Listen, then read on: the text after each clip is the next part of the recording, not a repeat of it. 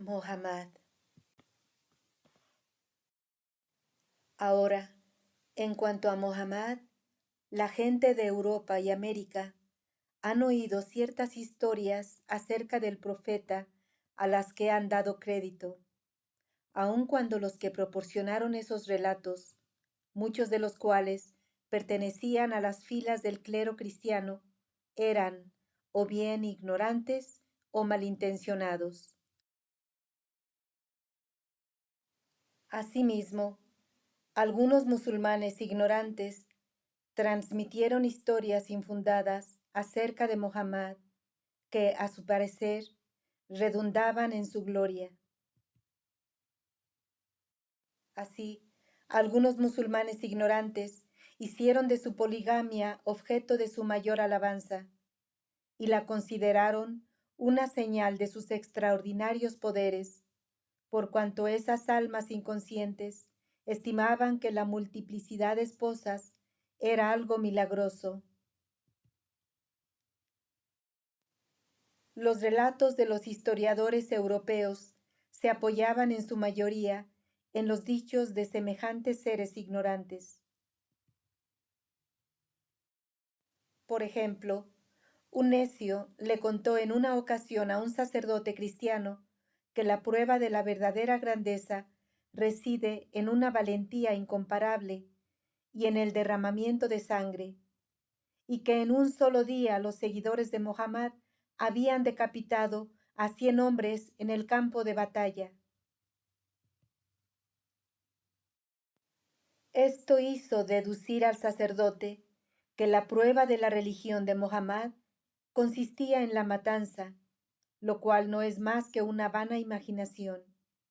Al contrario, las expediciones militares de Mohammad fueron siempre de carácter defensivo. Prueba clara de ello es que, durante 13 años, tanto él como sus compañeros soportaron en la Meca las persecuciones más intensas y fueron constantemente el blanco de los dardos del odio. Algunos de sus compañeros fueron matados y despojados de sus bienes. Otros abandonaron su tierra nativa y huyeron a lugares extranjeros. El propio Mohammad fue sometido a las persecuciones más severas, y cuando sus enemigos decidieron darle muerte, se vio obligado a huir a la Meca en medio de la noche y emigrar a Medina. Aun así, sus enemigos no cedieron, sino que persiguieron a los musulmanes por todo el camino hasta Medina y Abisinia. Esas tribus árabes eran extremadamente bárbaras y rapaces, y en comparación con ellos, los fieros nativos de América eran el Platón de la época, pues no sepultaban vivas a sus hijas como hacían esos árabes, alegando que era un acto de honor y enorgulleciéndose de ello. Así, muchos hombres amenazaban a sus mujeres diciendo: si das a luz una hija, te mataré. Incluso en el día de hoy, los árabes temen tener hijas. Además, un hombre podía desposarse con 1000 mujeres, y la mayoría de los maridos tenían en su casa más de 10 mujeres. Cuando esas tribus entraban en guerra entre sí, los vencedores tomaban cautivas a las mujeres y a los niños de los vencidos, los consideraban esclavos y comerciaban con su compraventa. Si moría un hombre y dejaba 10 esposas, los hijos de estas mujeres se precipitaban sobre las madres, y en cuanto uno de ellos lanzaba su manto sobre la cabeza de una de sus madrastras y la declaraba de su legítima propiedad, la desdichada mujer pasaba a ser cautiva y esclava de su hijastro, y éste podía hacer con ella lo que quisiera. Podía matarla o encerrarla en un foso, o pegarle, maldecirla y atormentarla día tras día hasta que finalmente pereciera.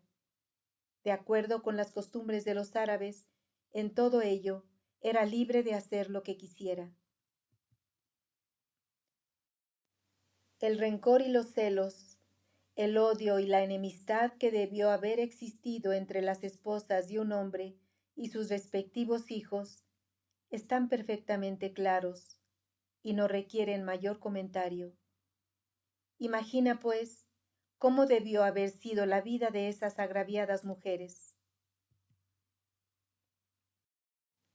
Además, esas tribus árabes subsistían del pillaje y el robo entre sí, de modo que estaban permanentemente ocupados en pelear y guerrear, matándose unos a otros, saqueándose los bienes unos a otros y apropiándose de las mujeres y los niños para venderlos a extraños. ¿Cuántas veces ocurría que los hijos e hijas de un príncipe vivían un día de lujo y comodidad, y al anochecer se veían reducidos a la máxima humillación, miseria y esclavitud? Ayer eran príncipes, hoy cautivos. Ayer eran honorables damas, hoy esclavas. Mohammad fue enviado en el entorno de semejantes tribus. Durante 13 años padeció a manos de ellas toda tribulación imaginable, hasta que finalmente huyó de la ciudad y emigró a Medina.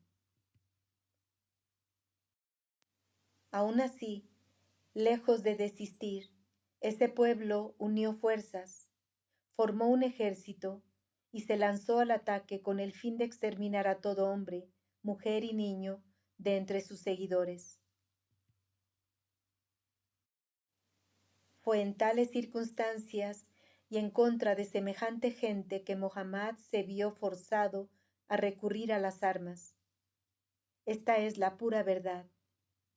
No nos mueve el apego fanático, ni tratamos de hacer una ciega defensa, sino que examinamos y relatamos las cuestiones con imparcialidad.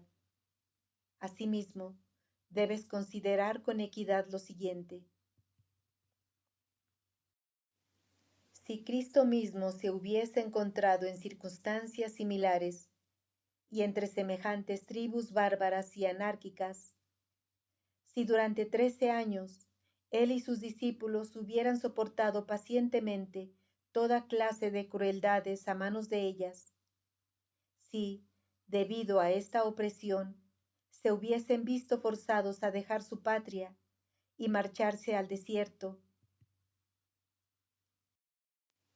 y si esas tribus desenfrenadas todavía insistieran en perseguirlos con el objetivo de matar despiadadamente a los hombres, saquear sus bienes y apoderarse de sus mujeres e hijos, ¿cómo habría procedido Cristo con ellos?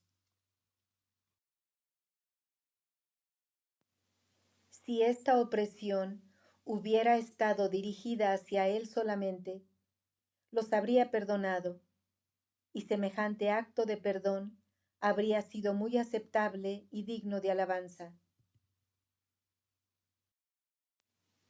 Pero si hubiese visto que asesinos crueles y sanguinarios intentaban matar, saquear y atormentar a numerosas almas indefensas y tomar cautivos a mujeres y niños, con seguridad habría defendido a los oprimidos y habría detenido la mano del opresor.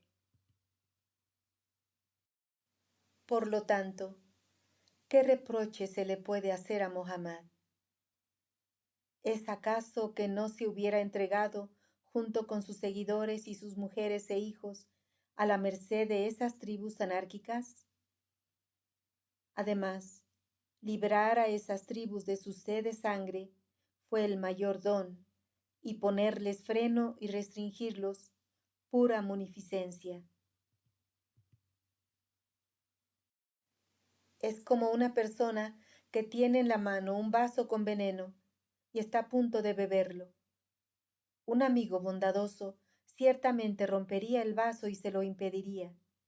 Sin duda, si Cristo se hubiese encontrado en circunstancias similares, no hay duda de que habría librado a esos hombres, mujeres y niños de las garras de esos lobos voraces, mediante un poder conquistador ilimitado. Mohammed jamás luchó contra cristianos. Al contrario, los trató con consideración y les otorgó plena libertad. En Najrán vivía una comunidad de cristianos que estaban bajo su cuidado y protección. Mohammed decía: si alguien viola sus derechos, yo mismo seré su enemigo y lo culparé ante Dios. En los edictos que promulgó se establece claramente que la vida, los bienes y la honra de judíos y cristianos están bajo la protección de Dios, que un marido musulmán no puede impedirle a su esposa cristiana ir a la iglesia, ni obligarla a llevar velo, que si ella fallece, debe entregar sus restos al cuidado de un sacerdote, y que, si los cristianos deseaban construir una iglesia, los musulmanes debían apoyarlos.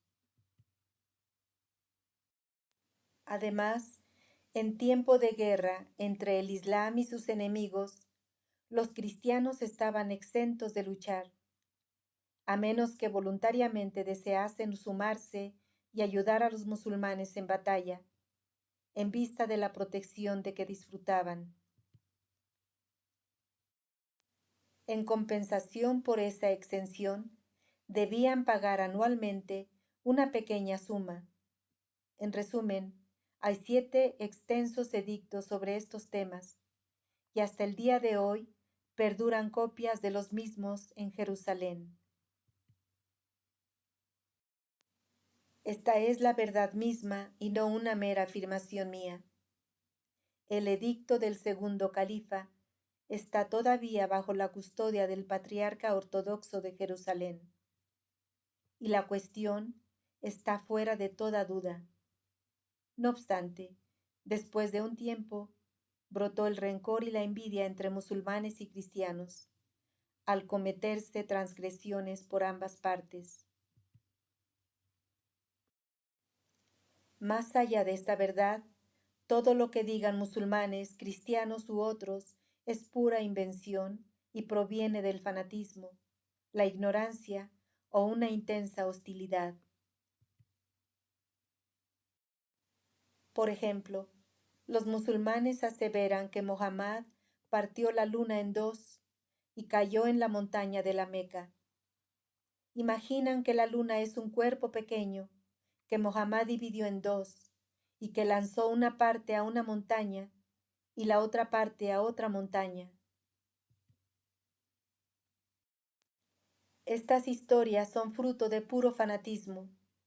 Asimismo, los relatos que proporcionan los clérigos cristianos y las acusaciones que lanzan son siempre exagerados y a menudo carentes de fundamento.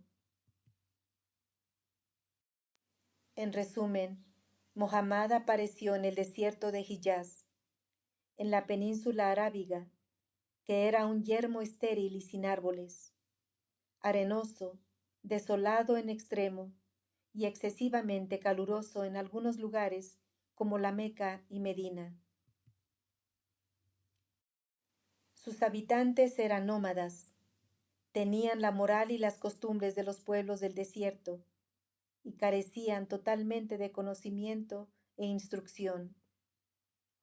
El mismo Muhammad era iletrado y el Corán se escribió originalmente en paletillas de ovejas y en hojas de palmera. De esto puedes deducir las condiciones en que se hallaba el pueblo al que fue enviado Mohammed. El primer reproche que él les hizo fue: ¿por qué rechazáis la Torá y el Evangelio? ¿Y por qué rehusáis creer en Cristo y en Moisés? Esta declaración les dolió mucho pues preguntaron: ¿qué debe decirse entonces de nuestros padres y antepasados, que no creían en la Torá ni el Evangelio? Él respondió: ellos se habían extraviado, y os incumbe repudiar a los que no creen en la Torá ni en el Evangelio, aunque sean vuestros propios antepasados. En semejante país y entre tribus tan bárbaras, un hombre iletrado trajo un libro en el que se exponen, de la manera más perfecta y elocuente, los atributos y perfecciones de Dios, la condición profética de sus mensajeros, los preceptos de su religión y ciertas esferas del conocimiento y cuestiones relacionadas con el saber humano. Por ejemplo, como sabes, antes de las observaciones del renombrado astrónomo de épocas posteriores, es decir, desde los primeros siglos hasta el siglo XV de la era cristiana, todos los matemáticos del mundo sostenían unánimemente la centralidad de la Tierra y el movimiento del Sol. Este astrónomo moderno fue quien originó la nueva teoría que postulaba el movimiento de la Tierra y la inmovilidad del Sol. Hasta ese momento, todos los matemáticos y filósofos del mundo seguían el sistema de Ptolomeo, y al que pronunciase una palabra en contra, se le consideraba ignorante. Es cierto que hacia el final de su vida, Pitágoras y Platón concibieron que el movimiento anual del Sol en torno al zodiaco no proviniera del propio Sol, sino del movimiento de la Tierra alrededor de éste. Pero esta teoría se olvidó por completo, y todos los matemáticos aceptaron universalmente la teoría de Ptolomeo. Sin embargo, en el Corán se revelaron varios versículos que contradecían el sistema tolemaico. Uno de ellos: el sol se mueve en un lugar fijo propio, alude a la inmovilidad del sol y a su movimiento en torno a un eje. Asimismo, en otro versículo: y cada uno navega en su propio cielo, se especifica el movimiento del sol, la luna, la tierra y otros cuerpos celestes. Cuando el Corán se difundió al exterior, todos los matemáticos se burlaron y atribuyeron esta noción a la ignorancia. Incluso los teólogos musulmanes, viendo que estos versículos eran contrarios al sistema tolemaico, se vieron obligados a interpretarlos figuradamente, ya que éste era aceptado como un hecho incontrovertible, y sin embargo, el Corán lo contradecía explícitamente. No fue hasta el siglo XV de la era cristiana, casi 900 años después de Mohammed, cuando un matemático famoso llevó a cabo nuevas observaciones. Se inventó el telescopio, se hicieron descubrimientos importantes. Se demostró que la Tierra giraba y el Sol estaba fijo, y se descubrió asimismo que éste se movía en torno a un eje. Entonces se hizo evidente que el texto explícito del Corán era totalmente acorde con la realidad y que el sistema tolemaico era pura imaginación. En resumen, multitud de pueblos de Oriente fueron educados al amparo de la fe de Mohammed a lo largo de 13 siglos.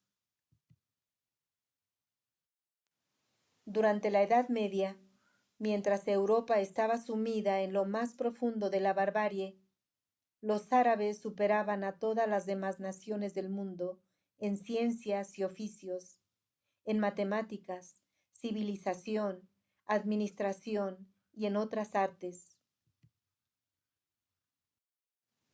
El educador y primer motor de las tribus de la península arábiga y el fundador de la civilización de perfecciones humanas en medio de esos clanes rivales, fue un hombre iletrado, Mohammed. ¿Fue este hombre ilustre un educador universal o no? Seamos imparciales.